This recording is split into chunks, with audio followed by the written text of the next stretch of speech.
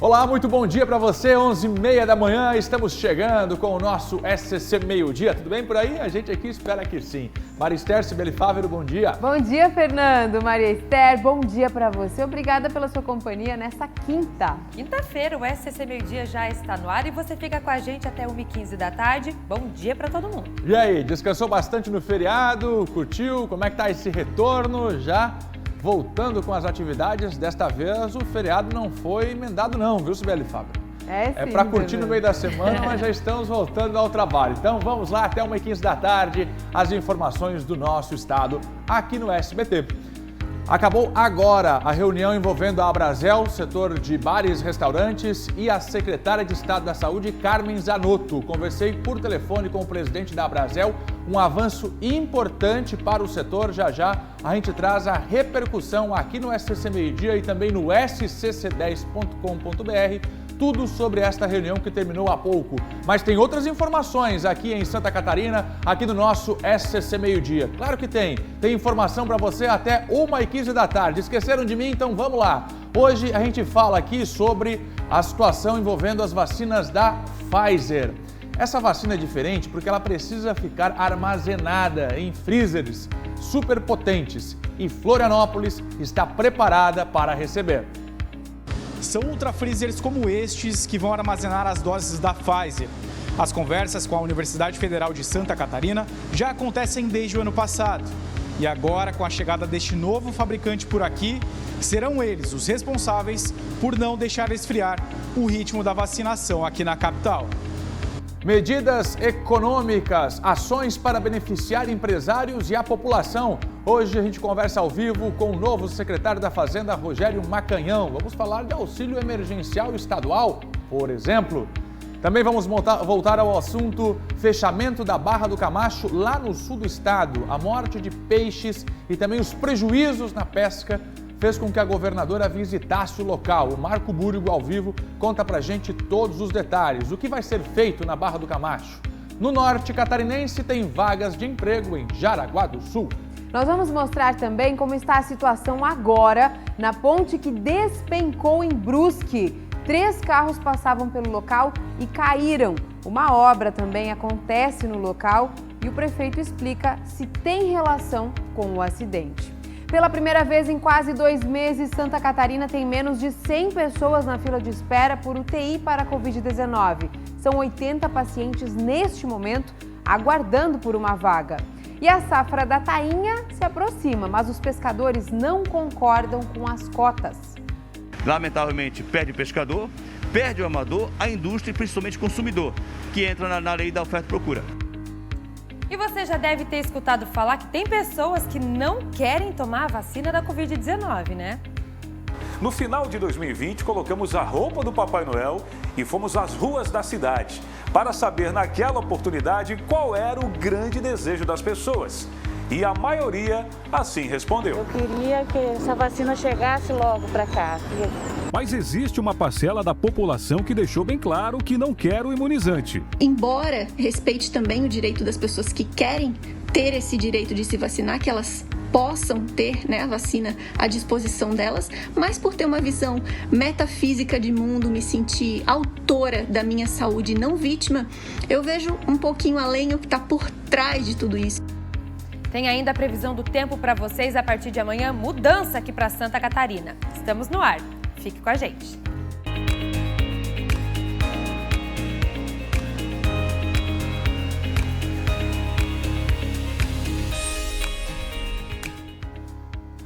Vamos lá, minha gente. Bom dia, Santa Catarina. Tudo bem por aí? A gente aqui espera que sim. Olá para você que está com a gente no Oeste Catarinense. Alô, velho Oeste. Tudo bem por aí? Como é que está o tempo? Você que está em Criciúma, sul do estado, tem informação. Hoje a governadora esteve por lá acompanhando a mortandade de peixes, o fechamento da Barra do Camacho. Daqui a pouco eu vou chamar aqui o Marco Búrigo com todas as informações. Bom dia, Blumenau, Itajaí, a região de Brusque já vai ser destaque também, a ponte que cedeu. Quero dar um bom dia também para você que está com a gente na Grande Florianópolis, no norte catarinense. Vamos juntos até 1h15 com o SCC Meio-Dia. Logo depois tem o A Tarde é Nossa. Comigo na câmera 1 está o Nereu Filho e comigo está na câmera 2 o Dilnei Pacheco. Essas são as imagens do SBT para você aqui para todo o estado. Seguinte, acabei de receber a informação, já vai estar lá no scc10.com.br, informação de uma reunião que aconteceu agora pela manhã envolvendo a Abrazel, bares, restaurantes. Conversei com o presidente Rafael Dabdab por telefone agora há pouquinho antes de entrar aqui com o SCC Meio-Dia e o setor de eventos, a Abrazel, saiu muito animada desta reunião, já com a possível liberação de algumas atividades ou mudanças no decreto já nesta nova edição do decreto que deve sair antes do dia 26, quando expira este que está em vigor. Pontos importantes: liberar a capacidade dos espaços, mas garantir distanciamento, ou seja, aumentar a capacidade, e também com relação a horários, não limitar horários. Alguns dos pontos que foram discutidos na reunião de agora há pouco, a secretária de Estado da Saúde, Carmen Zanotto, reuniu a Abrazel. A gente está falando de setor de eventos, a gente está falando de restaurantes, a gente está falando de bares. Em instantes, mais informações lá no scc10.com.br. Vem mudanças no decreto, isso a gente já está percebendo. As conversas de bastidores, o que a gente vem buscando de informações no governo do estado, Secretaria de Saúde especialmente, e também com as entidades empresariais dos setores econômicos aqui do nosso estado, que a governadora deve promover mudanças sim neste novo decreto que sai antes do dia 26, quando expira este que está em vigor. Eu não vou conseguir. Flexibilizações? Flexibilizações.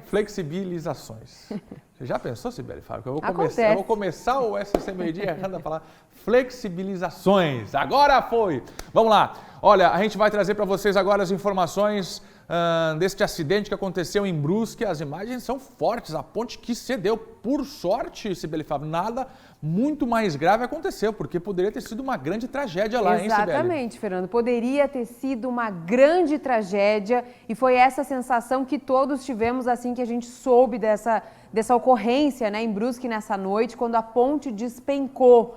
Despencou exatamente no momento em que pelo menos 3 carros estavam passando por ali. As imagens o nosso telespectador está vendo agora. Foi nessa noite, chovia bastante no momento em que a cabeceira da ponte acabou cedendo e indo totalmente abaixo, levando junto 3 carros que passavam pelo local. Pelo menos 4 pessoas estavam dentro desses carros e, como você falou, Fernando, por sorte, não tiveram feridos graves. As pessoas conseguiram sair sozinhas de dentro dos carros, foram ali atendidas e acabaram indo até direto para casa, não precisaram ser hospitalizadas.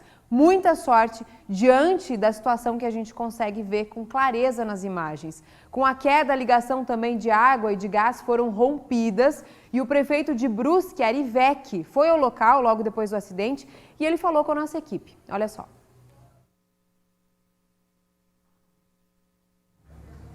Olha, hoje fomos pegos de surpresa, né, às 20h30, eu moro aqui no bairro de Santa Terezinha, quando cedeu a cabeceira dessa ponte aqui no Santos Dumont. Então, graças a Deus, foram 3 carros atingidos, mas nenhuma vítima. Conversei com os 3 motoristas, os 3 já foram levados para a sua residência, está tudo bem com eles, não precisou ser conduzido ao hospital, graças a Deus. E os serviços de gás, que foi o que mais, também aqui passa a rede da SC Gás, foi o que mais demorou um pouco, mas causou uma certa preocupação. Durante toda a nossa equipe que estava aqui, toda a Polícia Militar, o Corpo de Bombeiro, SAMAI, a Defesa Civil, a Guarda Municipal, todo mundo agiu muito rápido para que pudéssemos contornar essa situação. Tá aí a fala do prefeito sobre o que aconteceu no momento em que aconteceu. Logo depois ele foi até o local, falou com os moradores, os motoristas que estavam ali impressionados com o que aconteceu. Agora, Fernando, depois do ocorrido, essa foto é que chamou muito a atenção e rodou já as redes sociais. Seriam os trabalhos que estão sendo feitos ali na região da ponte, horas antes do que aconteceu. E aí não tem como, né, as pessoas não questionarem as razões do desabamento depois de verem esse tipo de imagem dos trabalhos nessa cabeceira. Sobre essas obras, o prefeito falou com a nossa equipe também e disse que ainda não pode afirmar que elas tenham relação com a queda na estrutura. Olha só. aqui está sendo executada a beira-rio margem esquerda, né? Então ela está sendo executada, aqui ela finaliza, né? Aqui onde é que nós estamos, em cima da ponte Santos Dumont, é a última etapa. Então não posso lhes dizer se foi o causador ou o que possa ter acontecido nessa ponte que já, logo depois da sua construção, no primeiro 2 anos ou 3 anos, também já houve é a segunda vez que os pilares dela cedem. Não no mesmo local, na primeira vez foi no meio dela. Temos que analisar, os engenheiros estavam aqui presentes, estão ainda acompanhando para que a gente possa saber realmente o que aconteceu. De fato, a engenharia ou a parte técnica nos dizer o que aconteceu nesse momento, chovia muito naquele momento, né? E o que aconteceu com esse deslocamento da cabeceira. Já tem um engenheiro falando sobre a situação ali no local, a nossa equipe está ao vivo no local, já entra aqui para conversar conosco. Ali você viu, Fernando, que o prefeito falou nessa fala sobre a obra, ele citou que não é a primeira vez que a ponte sofre queda parcial. E aí ele aproveitou para falar do histórico de problemas com pontes na cidade. Olha só. Nós temos um histórico, né, triste de ponte aqui na nossa cidade, várias, né? No primeiro mandato nosso, que eu estava de vice do prefeito Dr. Jonas, cedeu o pilar da ponte Arthur Schlesser, né? Há 4 anos atrás. Alguns anos atrás caiu a ponte, onde é hoje a ponte estaiada. Então, a nossa cidade, infelizmente, né, tem esse histórico negativo dessa situação. Vamos fazer essa avaliação, já estamos, segundo os engenheiros, liberando a beira-rio margem direita para que possa ser utilizada, porque a estrutura da ponte só mexeu uma parte, que é a cabeceira da margem esquerda, então que possa já a beira-rio da margem direita ser utilizada. Já vamos ao vivo até lá para entender como é que está a situação nesse momento e para ouvir a fala de um engenheiro, já que a queda foi na cabeceira da ponte. Mas será que tem risco de complicação na estrutura, em outras partes da estrutura? A partir de agora tudo isso está sendo avaliado. E a foto foi clara, a foto que agora ganhou as redes sociais, a reta escavadeira acabou retirando parte da estrutura ali, né?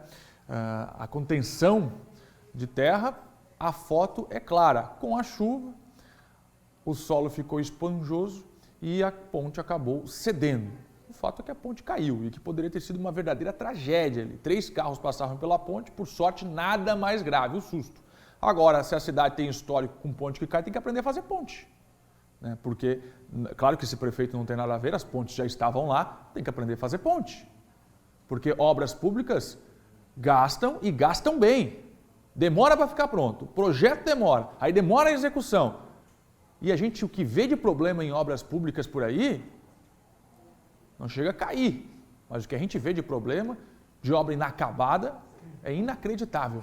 Vamos para o sul do estado agora, porque a gente vem acompanhando de perto a situação lá da Barra do Camacho. Fernando, o que está acontecendo na Barra do Camacho? Fecharam a Barra do Camacho e aí não tem mais acesso ao mar. O que está acontecendo? A falta de oxigênio está provocando uma mortandade de peixes, infelizmente, muito grande. E aí, mais de 2.500 famílias estão no prejuízo sem poder pescar, porque o peixe já não tem qualidade e estão morrendo. Essa aqui é a grande verdade. 2.500 famílias, não é pouca coisa não. Então, por isso eu vou chamar agora ao vivo o Marco Búrigo, ele está lá no sul, porque todo esse problema que a gente já vem acompanhando aqui desde a semana passada, cobrando, ouvindo a comunidade, pedindo soluções, tudo isso fez com que a governadora visitasse o local. O que vai ser feito? Vamos começar por aí, Marco. O problema a gente já sabe, o que vai ser feito? O que a governadora apresentou? Ou foi só fazer visita? Bom dia. Bom dia, Fernando Machado, a todos que acompanham aqui o SCC Meio-Dia. A visita da governadora Daniela Rainer aconteceu agora no final da manhã. A gente tem imagens da visita técnica da governadora e ela confirma o repasse federal, uma verba emergencial de R$1,5 milhão de reais para que a obra até já comece no local, o desassoreamento, né, a limpeza do local para que os pescadores não sejam prejudicados, pois com o fechamento da barra, através de uma movimentação natural aí de pedras e também com as cheias dos rios aqui da região, isso acabou fechando, né, o canal, o acesso dos pescadores ao mar. E com isso, com essa verba emergencial, a obra poderá ser feita e o quanto antes, né, ajudará os pescadores a não terem, inclusive, o prejuízo com a temporada da pesca da tainha. Então, a governadora confirmou esse auxílio federal nessa visita técnica agora pela manhã, por volta de 11 horas da manhã. Mas não foi só aqui em Jaguaruna no sul do estado que teve essa visita técnica da governadora. Ela mais cedo, por volta de 8h30 da manhã, também visitou Laguna. Há uma preocupação também com o porto pesqueiro e os moles, né? Os moles do canal de Laguna.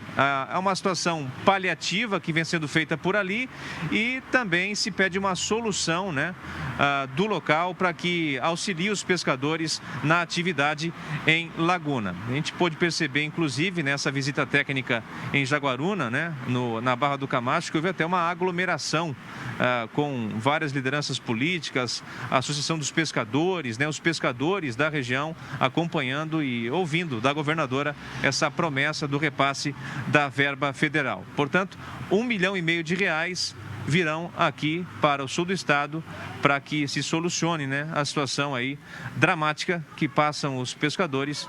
Como você falou, Fernando, são mais de 2.500 famílias que dependem da atividade aqui no sul do estado, na localidade da Barra do Camacho, que pertence a Jaguaruna. Volto com vocês aí no estúdio.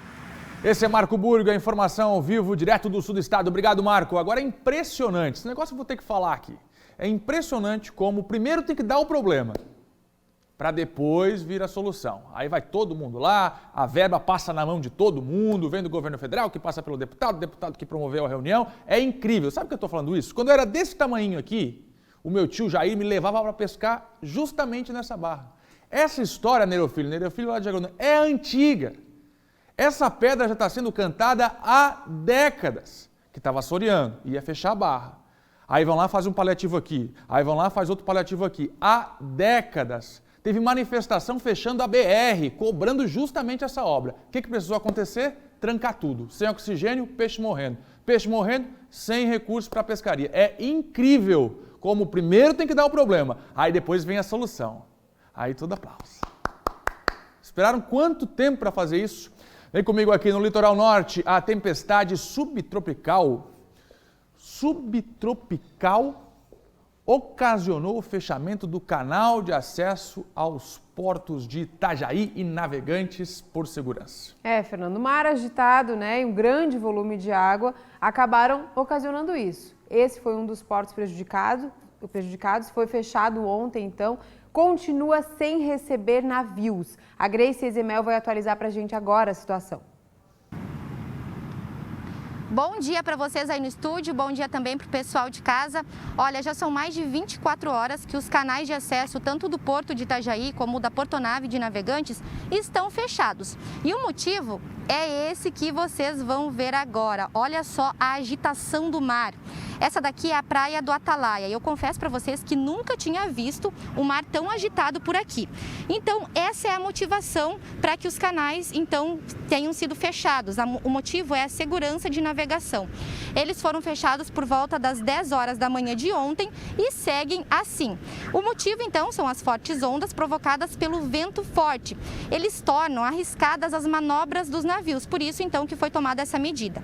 E é claro que isso tem um grande impacto aqui na região, porque até sábado estão previstas 18 manobras no complexo portuário, que inclui os dois portos, tanto de Itajaí como de Navegantes. Se a barra continuar fechada, as manobras então devem permanecer suspensas. E eu conversei agora pela manhã com a superintendência do Porto de Itajaí e eles me disseram que 2 navios estão atracados em 2 piers particulares. Não tem nenhum na Portonave e também nenhum no Porto de Itajaí.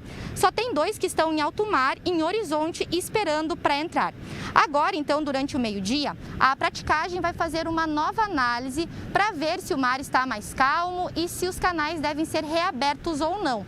Mas mesmo que essas condições sejam favoráveis, a previsão é que essa reabertura não deva acontecer hoje, e sim somente amanhã. A Portonave e também o Porto de Itajaí não tem ainda uma estimativa dos prejuízos que isso tudo vai causar. Mas a gente sabe que não serão poucos prejuízos, porque se até sábado continuar assim, 18 navios que estavam previstos para fazer, né, essa manobra aqui, que chegariam ou em Itajaí ou então no Porto de Navegantes, não poderão fazer. E é claro que a gente segue acompanhando essa situação e atualizando aqui nos nossos telejornais. Eu devolvo para vocês aí no estúdio. Obrigada, Grace. A Grace de olho lá, né? Porque a maré subiu, condição ruim no mar e aí, é claro, tem consequência para os portos, Sim, por conta da entrada dos navios. A verdade, Grace Cezemel, é que uma grande tempestade, ondas gigantes fecharam os 2 portos. O nome é Subtropical Potira. Uma tempestade que está fechando os portos lá e aí atrasa tudo, uma dor de cabeça danada. Vamos lá, seguimos com você até 1h15 da tarde. Este é o SCC Meio-Dia. Depois tem o A Tarde é Nossa. Às vezes quando eu me perco aqui. Sabe quem está visitando a gente hoje aqui? A Berlanda. O pessoal da Berlanda está aqui, tá a Stephanie, a Maureen, a Evelise e o Denilson Show tá com a gente. Isso mesmo, a galera tá aqui junto, acompanhando o jornal, sempre parceiros aqui do Grupo SCC. Sejam bem-vindos, voltem sempre. Estão assistindo a gente aqui. Obrigado pela visita. Fernando, quero falar da Tarde é Nossa, viu? Tô sabendo que ontem o Laércio quase caiu. Você viu? Quem não viu, precisa entrar lá no SCC10 para acompanhar Laércio Botega. O programa quase acabando, finalzinho, Fernando. Tava quase acabando, aos 45 do segundo tempo. Levantou, quase caiu aqui nas nossas poltronas, então entra lá para vocês verem. O programa ontem se estendeu, nós ficamos no ar até 2h15. Vai dando audiência, vocês vão deixando no ar, né? Aí a gente vai deixando. Tô sabendo. O povo vai gostando, a gente vai deixando. Segura mais 10. Nós ligamos ao vivo pro Dr. Roberto Amaral. Dona Maricotinha ligou, ele deixou e aí a gente foi embora. Teve a brincadeira do balão, que inclusive tem hoje, porque é toda quinta-feira, né? Vou contar um segredo para vocês. Se o programa tá esticando, é que tá dando audiência. Se não desse audiência, já tinham cortado já com 10 minutos. Vamos, passa pro próximo. Então hoje tem o quê? Brincadeira do balão? Isso mesmo. Quem participa? Uma convidada especial que eu não vou falar. Eu vou até pedir pro pessoal mandar pelo WhatsApp aqui as sugestões de vocês, né? Quem vocês acham que vai participar com a gente hoje? É uma pessoa muito conhecida, uma convidada muito especial. Eu posso dar uma dica? Ela já criou vacas. Agora o povo sabe. Você fala sempre disso, Fernando, mas não vamos contar não, hein? Manda aqui pro nosso WhatsApp, então, quem vocês acham que vai brincar com a gente hoje no balão da Tarde é Nossa? Então tá, coladinho com a gente aqui, 1h15 da tarde, começa o A Tarde é Nossa. Alegria para você com a turma da Maria Esther. Maria, Laércio Botega e Dona Maricotinha para você. Bora de informação? Então vamos lá, scc10.com.br. Já visitou o nosso portal hoje, o Portal da Notícia em Santa Catarina? As informações de todo o estado estão lá.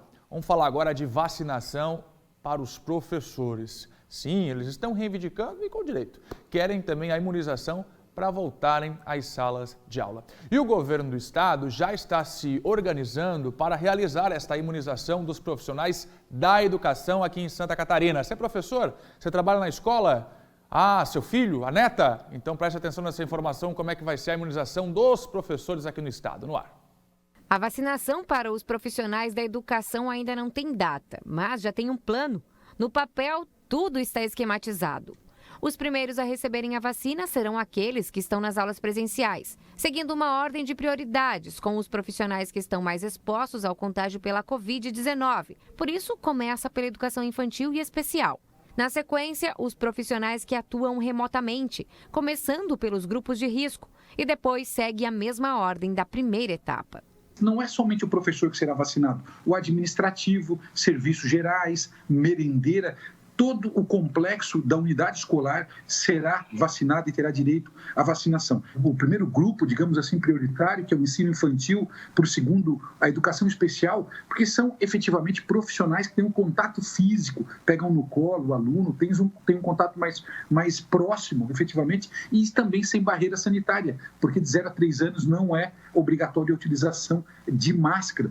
Um comitê de instituições ligadas à educação, juntamente com a vigilância epidemiológica, elaborou um formulário para a coleta de dados de todos os profissionais de educação de escolas públicas e privadas, para organizar as etapas e levantar a quantidade de vacinas necessárias.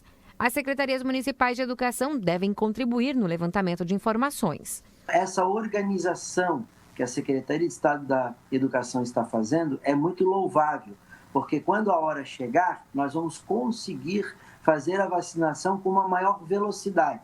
Com os dados, os 295 municípios poderão colocar em prática a vacinação, tão logo as vacinas para os profissionais de educação cheguem ao estado. A ideia é ter as informações até o fim do mês de abril, para apresentar os números ao Ministério da Saúde e, na sequência, começar a vacinação. A nossa solicitação ao Ministério da Saúde já foi feita. A nossa perspectiva é em relação ao número de vacinas que estão chegando, que na primeira quinzena de maio nós consigamos iniciar o plano de vacinação da educação catarinense. Mas é perspectiva, porque não estamos de posse das vacinas, não as temos ainda, mas nós estamos confiantes que chegaremos nesse ponto na primeira quinzena de maio. Enquanto isso não acontece, o secretário de Educação de Florianópolis ressalta que a falta da vacina não pode impedir que as aulas continuem. É uma segurança a mais. No entanto, a não vacinação, na meu juízo de valor, não significa que eu não devo voltar às aulas presenciais. A aula online foi importante, continuará sendo importante como algo no sentido de que uma parte do ensino será presencial e outra parte à distância, mas nós não podemos negar o direito constitucional das crianças e das famílias terem acesso com segurança às escolas. Portanto, aí está o plano de imunização dos professores aqui em Santa Catarina, importantíssimo. Eles merecem. Lista de prioridade para os professores. Não dá para acreditar. E não venham depois me criticar na internet. Se tem alguém que defende direitos humanos aqui, sou eu. Agora, o preso receber a vacina antes do professor, aí a situação começa a complicar. Fernando, mas a ideia do plano de imunização é que não aconteça, um colapso do sistema carcerário e, porventura, esses detentos venham a superlotar os hospitais. A gente está trabalhando com uma hipótese. Quando a gente imuniza uma pessoa, a gente está trabalhando com a realidade, com o fato, com a ciência de que ela está imunizada. Então, com a hipótese e com a certeza, eu prefiro vacinar o professor antes.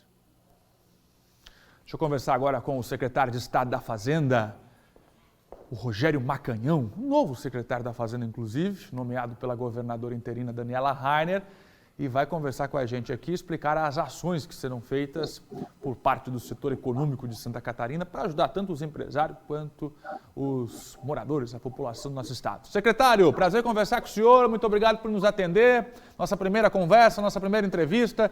Já aproveito aqui para desejar, em nome do SCC, uma boa sorte para o senhor, porque a sorte do senhor é o sucesso dos empresários e da população de Santa Catarina. Eu quero começar, porque a gente está discutindo a questão do auxílio emergencial nacional e se discutiu também o pagamento do auxílio emergencial para os catarinenses. Em que pé está isso, hein, secretário? Muito obrigado por nos atender mais uma vez. Bom dia. Bom dia, Fernando.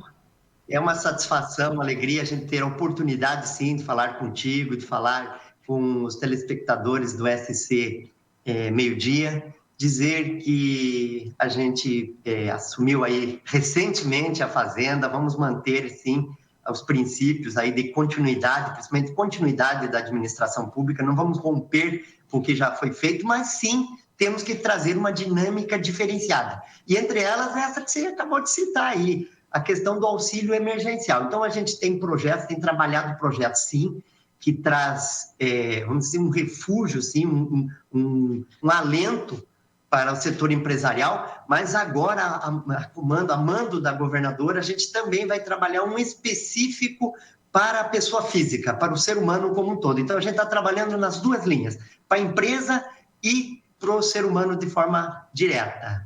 Mas vamos insistir um pouquinho mais aqui. O auxílio emergencial, já tem um projeto aí, na sua mesa você já tem rabisco de quanto que seria esse pagamento, quem teria direito, o senhor já tem esse projeto? Dá para adiantar alguma coisa para a gente aí, secretário? Tem sim.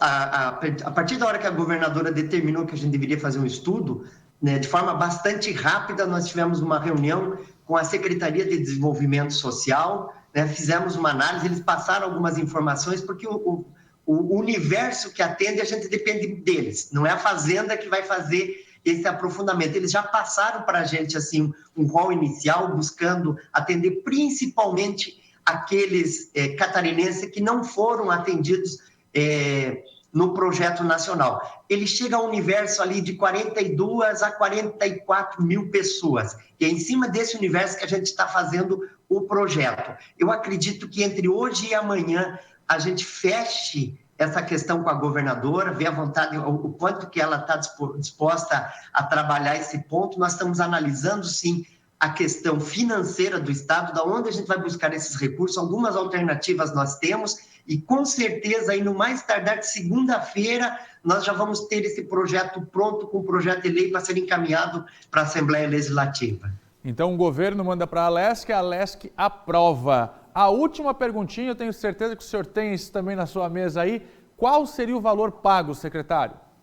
É um estudo a ser feito, sabe, Fernando? Então, ele tem algumas possibilidades. Eu quero debater isso com a governadora, porque ou a gente pode trazer um valor maior a um espaço de tempo menor, ou um valor maior com um espaço de tempo maior. Quer dizer, então, vai depender muito dessa linha política, de quanto que ela acha interessante, se é mais emergencial agora, ou se a gente tem que entender que pode estender. Assim, a ideia é de 200 a 300 reais, pelo menos esse nosso estudo inicial, por pessoas que necessitem do atendimento do Estado. Informações importantes para você aqui no SCC Meio Dia. A gente já vai continuar a conversa aqui, mas eu quero reforçar: auxílio emergencial. Cerca de 44 mil pessoas poderão receber de 200 a 300 reais. O secretário fecha com a governadora já nos próximos dias e anuncia. Pelo que eu entendi que o senhor falou, são duas propostas. Ou paga um valor maior por menos tempo, ou um valor menor, mas estica por mais meses. Eu entendi certinho? Exatamente. Fechou. Aí vai depender muito do comando da governadora, da gente analisar exatamente as contas, qual o valor possível, mas nesses números aí a gente já vê que tem alguma viabilidade. Lógico que não é simples, Fernando, a gente sabe que, por mais que as pessoas pensam, o Estado não nada no dinheiro, não é assim, a gente sempre tem que trabalhar ou aumento da arrecadação, ou buscar alguma dotação específica. Então é trabalhoso. Os recursos do Estado, eles são escassos, não são simples assim, mas quando é prioridade, a gestão pública tem que levar a sério, e a gente entendeu que isso foi um projeto que a governadora abraçou e o Estado tem que dar a resposta. Agora deixa eu perguntar uma situação aqui envolvendo a própria governadora, secretário. Por quê? Daniela Rainer esteve aqui nesse estúdio conversando com o Cláudio Prisco no último sábado, no programa Ponto e Contraponto, que vai no ar todo sábado, 7h20 da noite, e ela disse o seguinte: quando foi questionada pelas trocas que está promovendo no governo, a governadora respondeu a Cláudio Prisco: troquei a secretária da Fazenda, comentou o nome do secretário anterior e disse que o dinheiro não podia ficar em caixa, que era hora de pisar no acelerador, justificando essa troca. Como é que vai ser essa pisada no acelerador que Macanhão vem para atender o pedido da governadora? O que será essa pisada no acelerador? Vai entregar mais recursos para o empresariado? O que será feito? O que significa pisar no acelerador? Fernando, pisar no acelerador é o seguinte: a gente tem que ter equilíbrio na gestão. Equilíbrio na gestão, a gente não pode só ficar economizando para ficar pagando dívidas, que é o que está acontecendo. Nós estamos assim, avolumado de dívidas, que eu não vou, se eu entrar no mérito das dívidas, onde elas são, e o Estado tem, nesse momento, sim, a obrigação de atender segmentos que estão necessitados. Quer dizer, se a gente tiver que buscar uma arrecadação extra, a gente tem que buscar naquilo onde a gente tem a possibilidade, mas a gente não pode deixar de atender, sim, o cidadão. Por isso que talvez eu não quero entrar no mérito político, que não cabe a mim, mas a gente está, sim, com uma visão de buscar a arrecadação e devolver de forma rápida para o cidadão, devolver através desses benefícios, desses auxílios emergenciais, devolver sim para o empresariado que está necessitado nesse momento, e é nessa lógica que a gente tem trabalhado para o empresariado praticamente 3 projetos, muito claro, né? Um deles que já está concretizado, que foi um trabalho internacional, que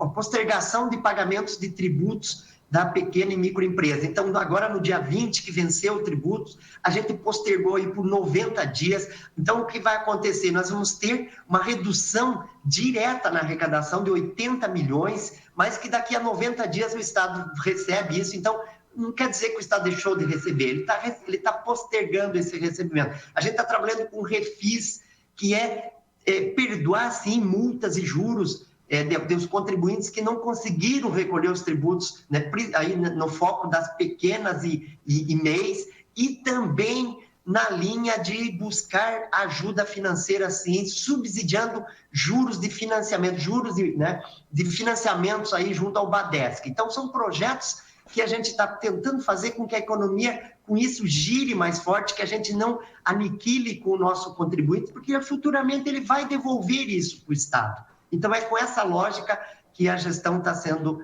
demandada nesse período. Bom, falamos então, o assunto que a gente entraria seria esta postergação do pagamento de impostos para as empresas do Simples Nacional. Então, é 3 meses, o secretário já respondeu, 3 meses, depois volta com o pagamento.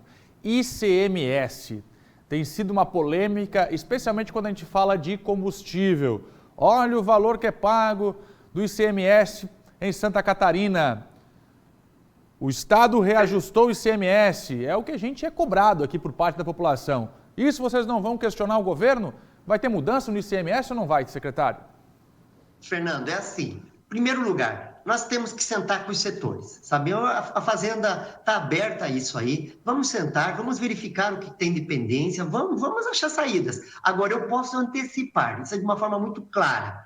O ICMS sobre o combustível no estado de Santa Catarina é o mais baixo do país. É assim, se a gente pegar, por exemplo, como é que você faz o cálculo? Você vai pegar uma base de cálculo, né, um valor que se incide o tributo e uma alíquota. A gente começa pela alíquota. A alíquota do estado de Santa Catarina, junto com alguns poucos estados, é a menor, 25%. Quer dizer, tem estados que tem de 26, de 28, de 30, tem alguns estados que chega até 34 a tributação em cima do combustível. Então, a gente já começa que nós temos a alíquota mais baixa. Segundo lugar, a gente tem a incidência na base de cálculo a menor do país. A gente faz um estudo preliminar, onde a gente encaminha para a Petrobras para ela fazer um recolhimento antecipado.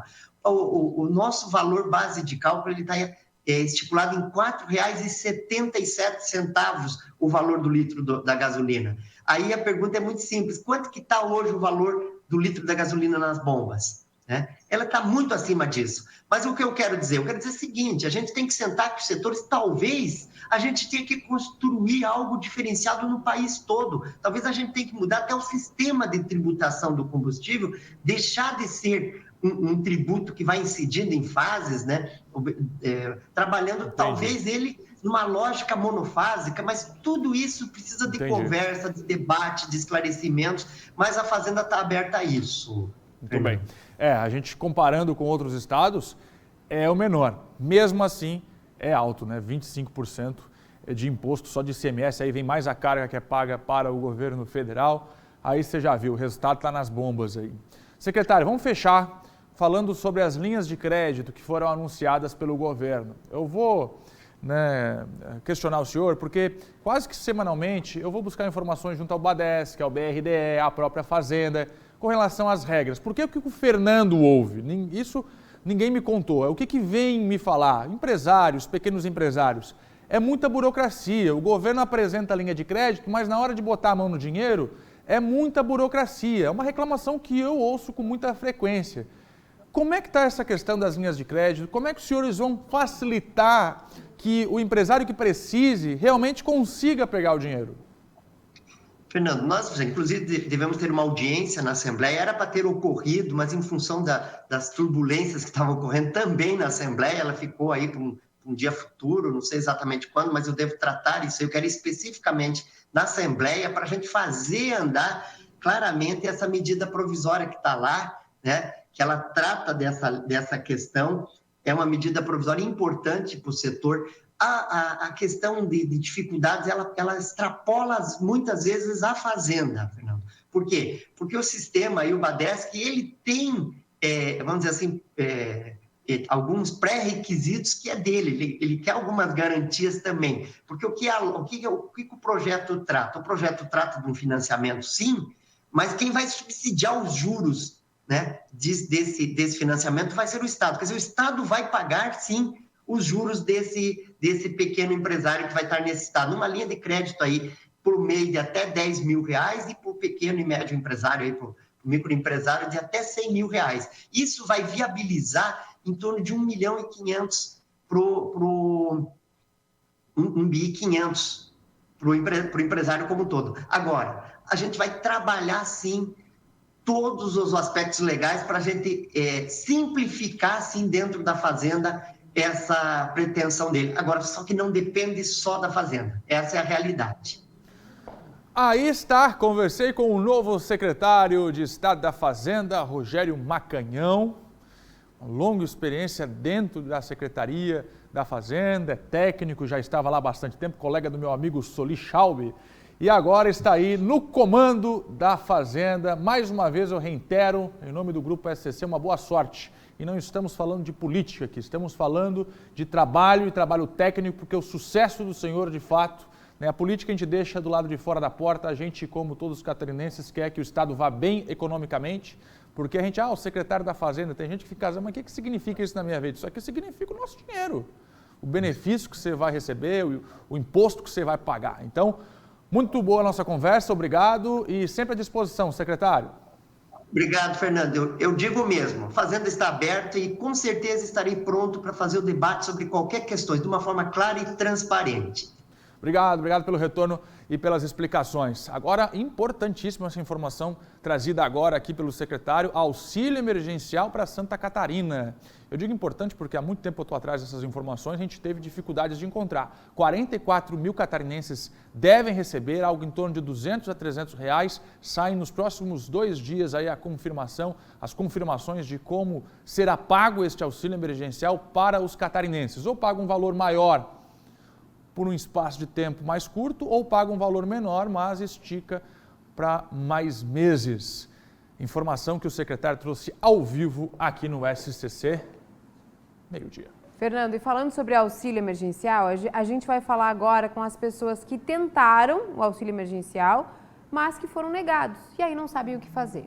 Bora lá. Vamos lá conversar com o Paulo Henrique, que vai trazer para a gente as informações sobre o que fazer, sobre prazos, enfim, vai tirar as dúvidas do nosso telespectador, porque essa demanda também é grande aqui para a gente, né, Paulo? As dúvidas das pessoas que tentaram, fizeram todo o processo que está protocolado e não conseguiram o auxílio. O que fazer, hein, Paulo?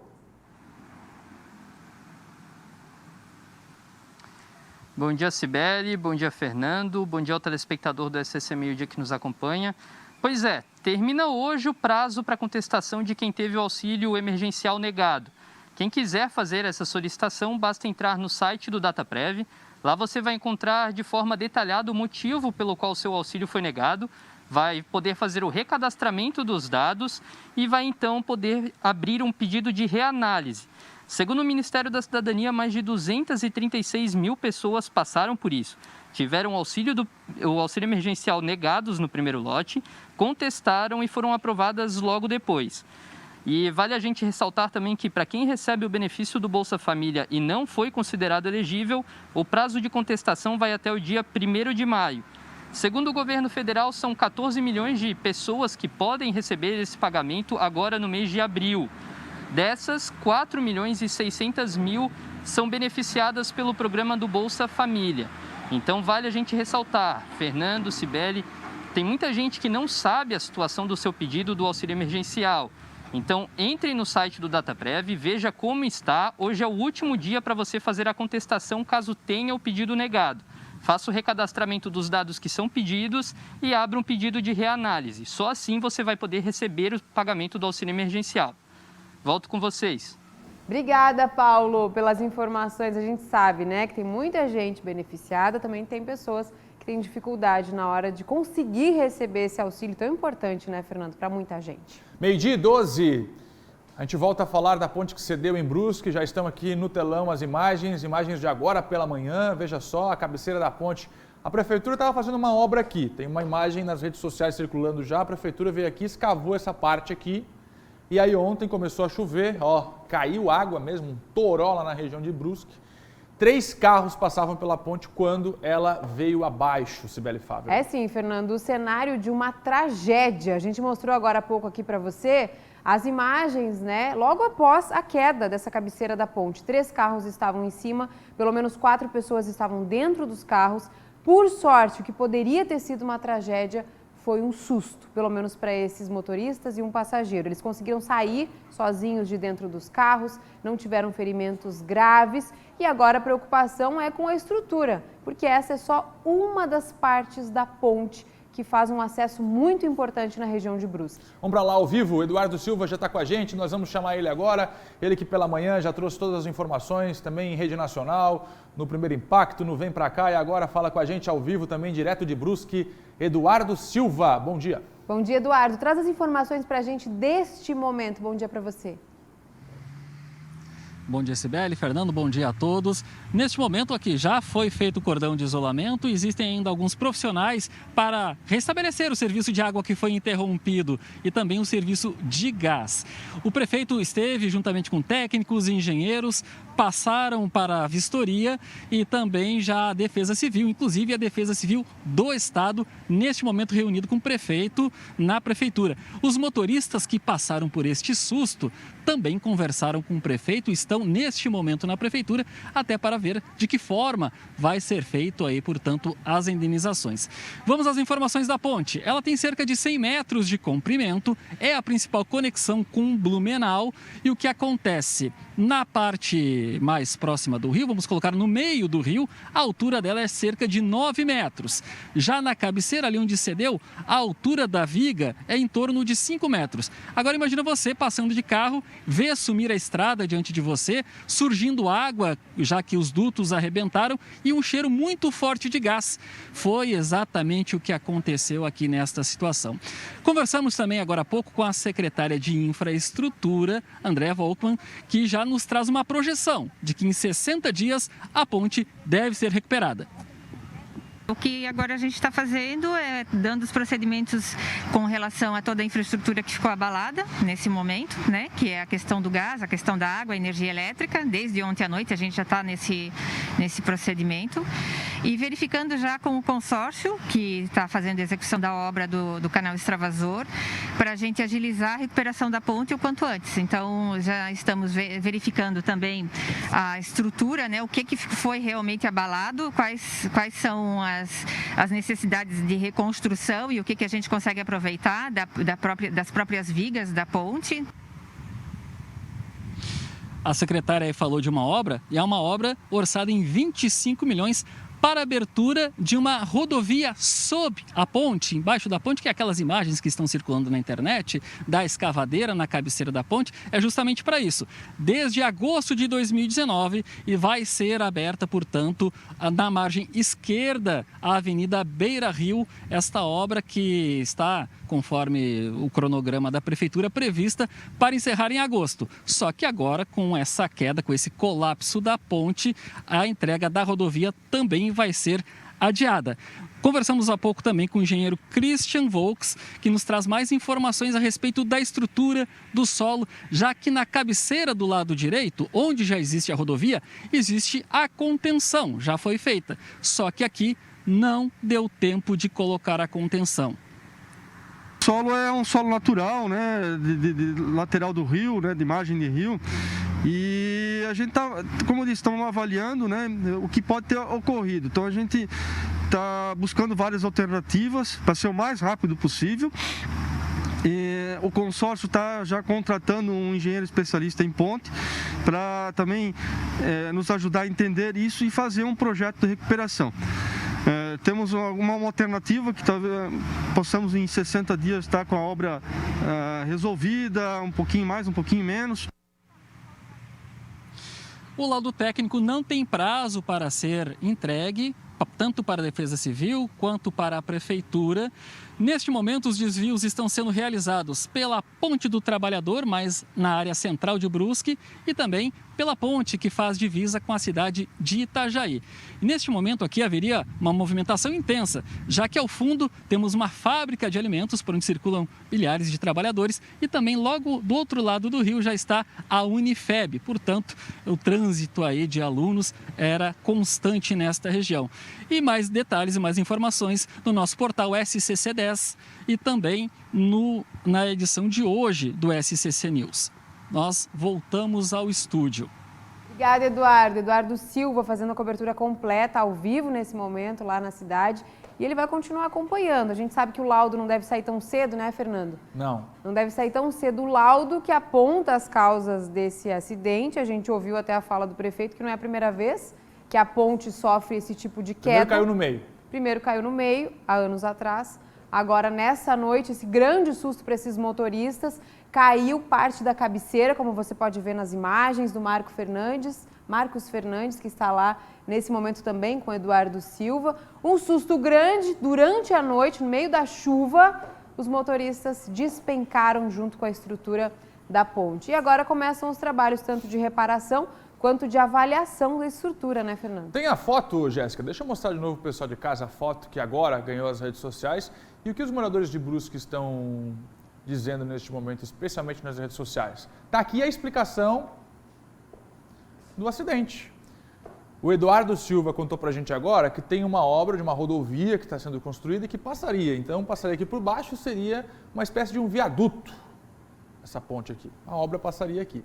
Do outro lado, do lado de cá, a contenção já foi feita. Desse lado aqui não deu tempo. O que aconteceu? Chuva, chuva e mais chuva. O solo ficou completamente encharcado, não deu conta, o pilar desceu. Dá para perceber aqui, ó, que parte do pilar da ponte já está à mostra. Vocês conseguem ver? Parte do pilar já está à mostra aqui, ó. Essa imagem é impactante, né, Fernanda? A gente sabe que ela ganhou as redes sociais, não foi oficialmente comentada pelo prefeito, sendo como foto de ontem, antes dos trabalhos, mas ela já ganhou as redes sociais porque, de fato, os trabalhos estão acontecendo ali. E a retroescavadeira, né, escavando, tirando terra exatamente debaixo dos pilares, como o Fernando falou, diante da chuva, solo encharcado.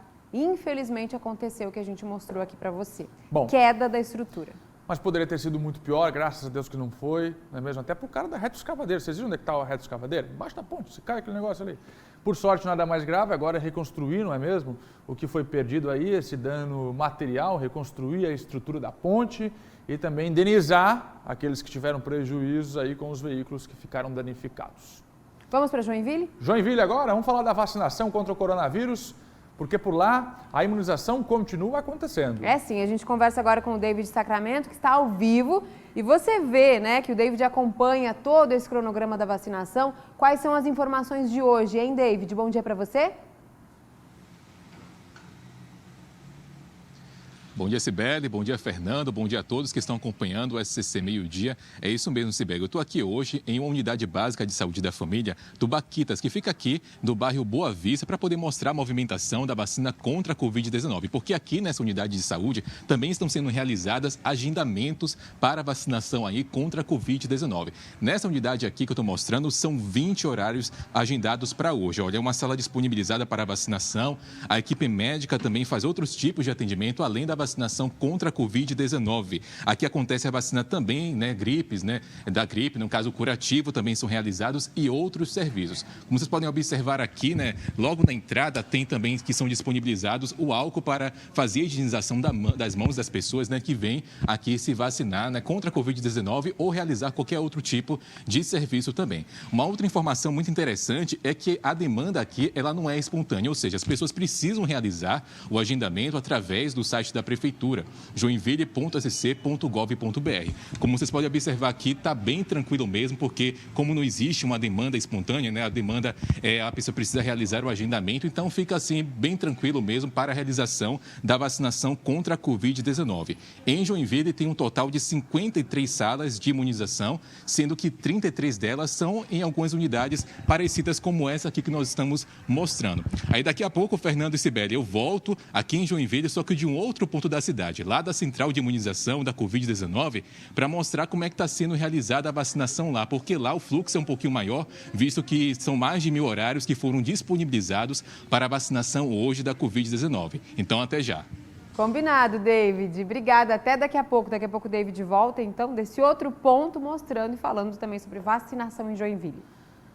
Florianópolis já começou a definir os pontos de vacinação com a vacina da Pfizer, a vacina que deve ser comprada pelo Conselho e também pelo Consórcio Nacional dos Municípios. Sabe aquele consórcio Conectar, que o prefeito da capital, Jean Loureiro, é presidente? Vacina da Pfizer. Só que essa vacina tem uma diferença das outras, Sibeli Fávero. É sim, Fernando. E esse primeiro ponto que deve ser definido fica no norte da ilha. A gente vai conversar agora com o Arles Amaro, que vai trazer as informações para a gente sobre a Pfizer em Santa Catarina e em Florianópolis. Hein, Arles? Conta pra gente, bom dia. Bom dia, Cibele, Fernando. Mais vacinas chegando, né? Aqui no estado de Santa Catarina, em Florianópolis, que já está se preparando desde o ano passado para receber, então, as vacinas da Pfizer, que, como o Fernando comentou, elas precisam de um esquema especial de armazenamento e até de distribuição. Por isso, os pontos de aplicação eles terão que ser fixos e não vão poder ser distribuídas no sistema drive-thru, como tem acontecido com a vacina do Instituto Butantan e a vacina também da AstraZeneca. Um dos pontos é aqui no norte da ilha, aqui no Centro de Eventos Governador Luiz Henrique da Silveira, norte da ilha, aqui no bairro de Canasvieiras. Esse vai ser um dos 5 pontos de distribuição dessa vacina que a Prefeitura está decidindo aí. Isso porque as vacinas elas precisam ser armazenadas em freezers que chegam até 70 graus negativos, né? São freezers especiais que serão cedidos pela Universidade Federal de Santa Catarina, que essa conversa já existe desde o ano passado, nessa negociação da Prefeitura com a Universidade Federal, com a UFSC, para fazer então a concessão desses freezers durante o período de imunização. Então a Prefeitura se prepara para receber neste primeiro momento aí as doses das vacinas, né, que vão chegar 1 milhão de doses aqui no país e acredita-se que 150 mil doses vão ser direcionadas aqui para Florianópolis. Num segundo momento, outras 15 milhões de doses também devem ser trazidas aqui para o estado, aqui para Florianópolis, para o país e depois distribuída então para os municípios que tiverem a capacidade de armazenamento, como os freezers, né, e toda a questão logística que precisa para aplicar a vacina da Pfizer. Hoje de manhã conversei com o prefeito de Loureiro, que também é presidente do consórcio Conectar, o consórcio das cidades brasileiras aí da vacinação, e ele explicou mais detalhes como vai funcionar essa imunização com as vacinas da Pfizer aqui em Florianópolis. Vamos acompanhar. Bom, em reunião ontem com o secretário executivo do Ministério da Saúde, ele informou que o Programa Nacional de Imunização entendeu como tem várias vacinas que serão distribuídas no Brasil e pela característica própria da fase de armazenamento, forma de aplicação, utilização de diluente, elas serão destinadas exclusivamente às capitais que têm estrutura para aplicação. E isso sem deixar de ser compensado os outros municípios com outras vacinas. Continua a mesma distribuição. Florianópolis se preparou desde o ano passado, fez um convênio com a Universidade Federal, já temos 3 ultrafreezers na nossa rede de frio da cidade de Florianópolis. Isso permite armazená-las a uma temperatura de menos 70 graus, definidos 5 pontos fixos para sua aplicação. Tem que ser uma seringa especial de 1 milímetro, nós temos que ter diluente, né, para poder depois ter aplicação, então não vai ser, a princípio, no modelo drive-thru, vai ser um modelo fixo. Esses pontos de vacinação vão acontecer no Centro de Eventos de Canasvieiras, no norte da ilha, que é a região que tem a maior população de Florianópolis, na SC 401, no Floripa Shopping, na Universidade Federal de Santa Catarina, no antigo aeroporto no sul da ilha, no Carianos, e na Beira-Mar Continental. Com isso, vamos fazer reposição diária dessa vacina.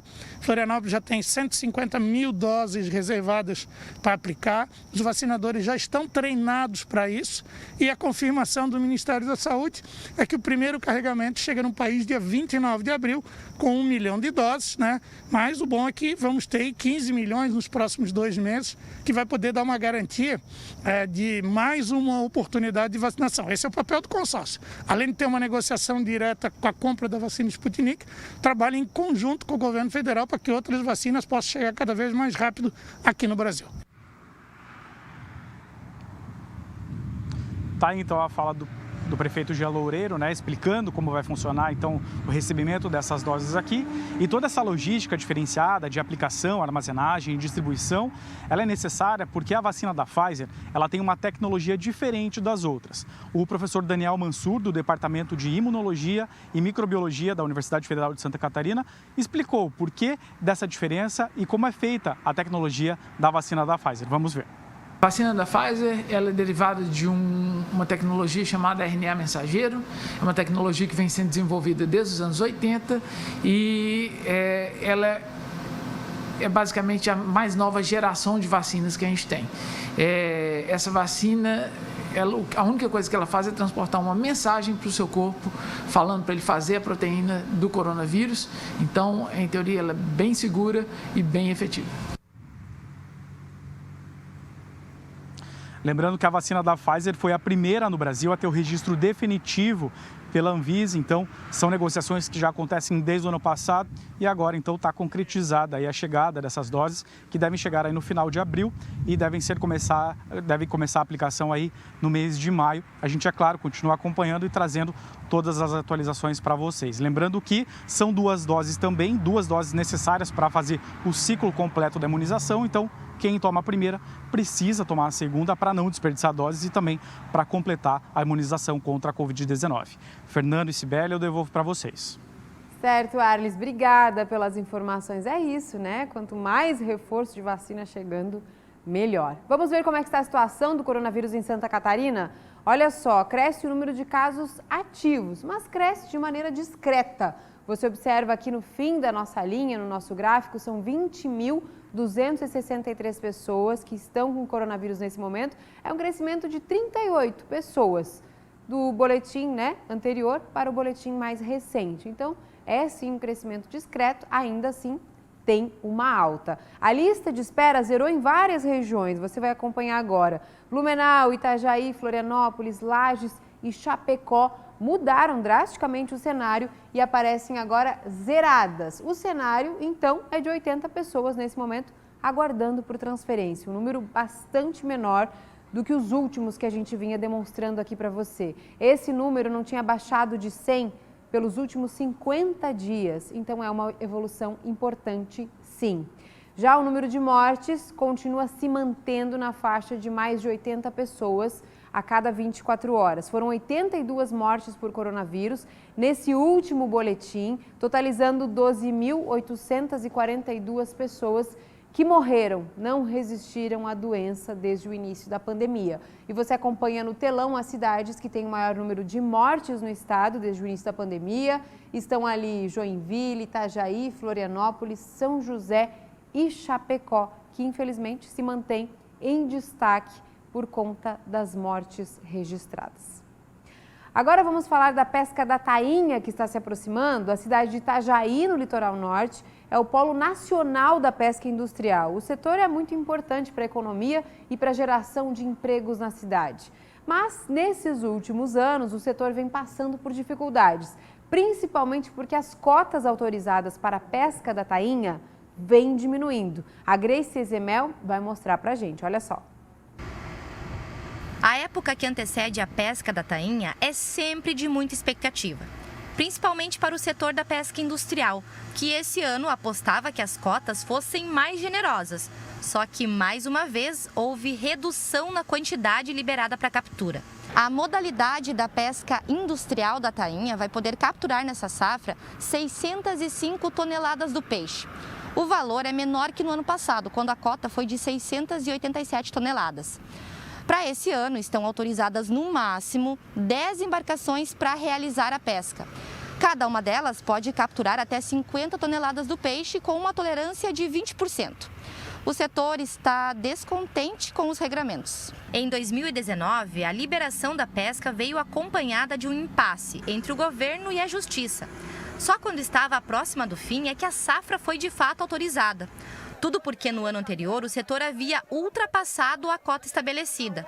Em 2020 teve a diminuição no valor das cotas e agora a história se repete. Infelizmente o setor não está contente mais uma vez. O que a gente quer fazer é que seja uma pesca sustentável, mas de acordo com que o setor possa trabalhar. Lamentavelmente perde o pescador, perde o amador, a indústria e principalmente o consumidor, que entra na lei da oferta e procura. Outra queixa do setor é que existem regiões no Brasil onde não há esse controle tão rígido sobre a quantidade de tainhas que podem ser pescadas. Com isso, o setor industrial da pesca acaba sendo prejudicado, o que reflete na diminuição da quantidade de peixes que poderiam ser capturados. Nos últimos anos, a redução foi de mais de 60%.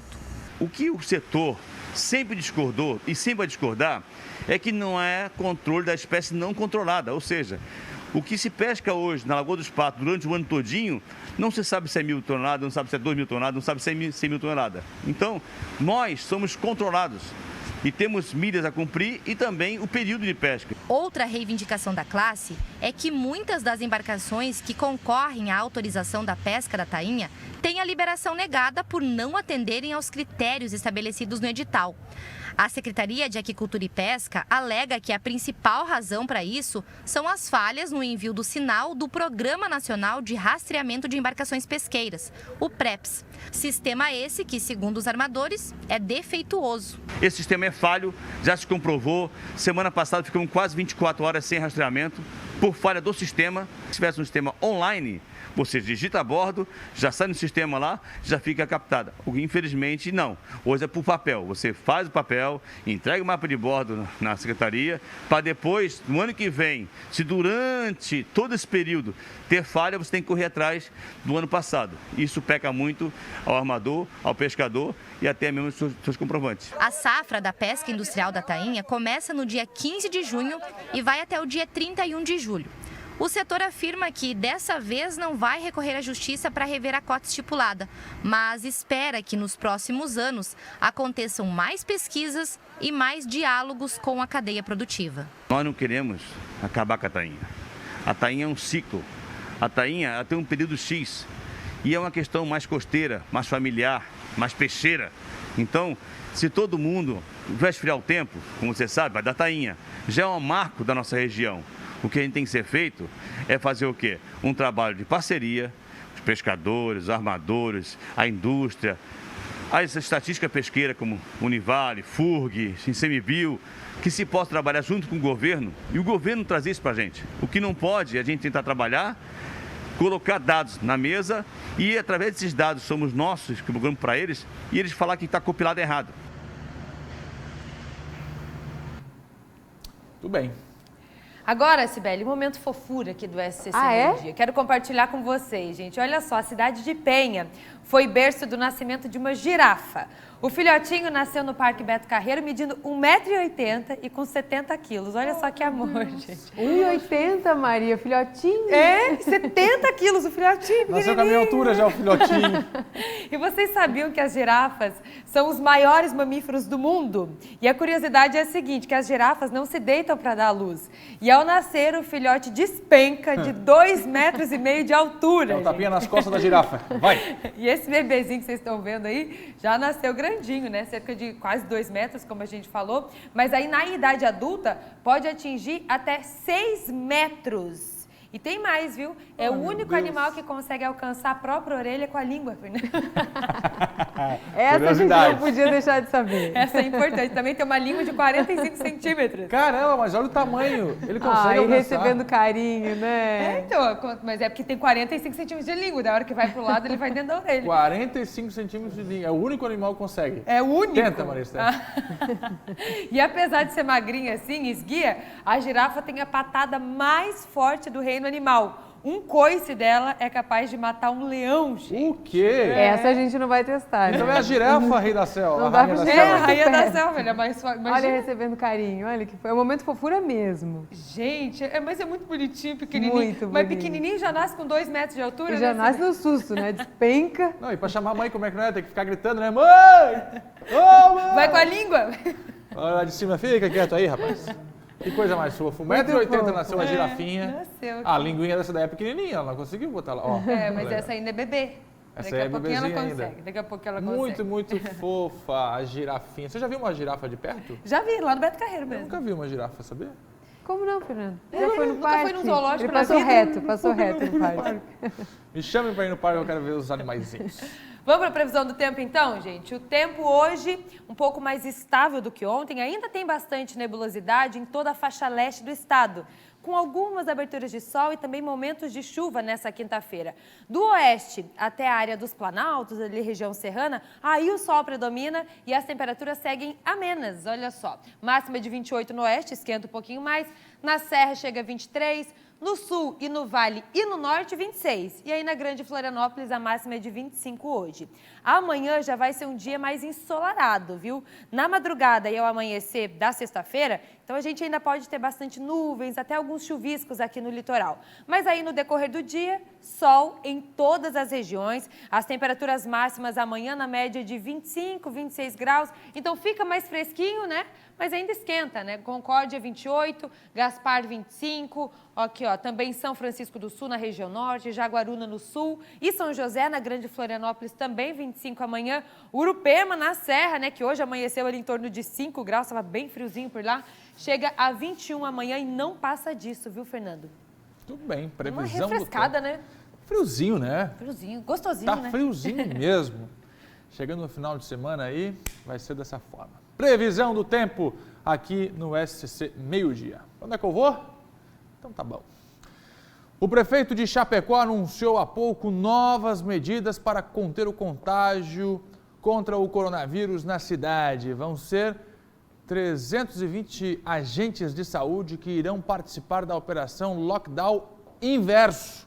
O objetivo é identificar e isolar os casos positivos de coronavírus na cidade. O prefeito João Rodrigues, na manhã desta quinta-feira, explicou como vai funcionar esta ação. Dá só uma olhada. Nós montamos uma unidade móvel de teste rápido e tratamento imediato. Que nesta unidade vai uma médica, uma enfermeira e uma farmacêutica.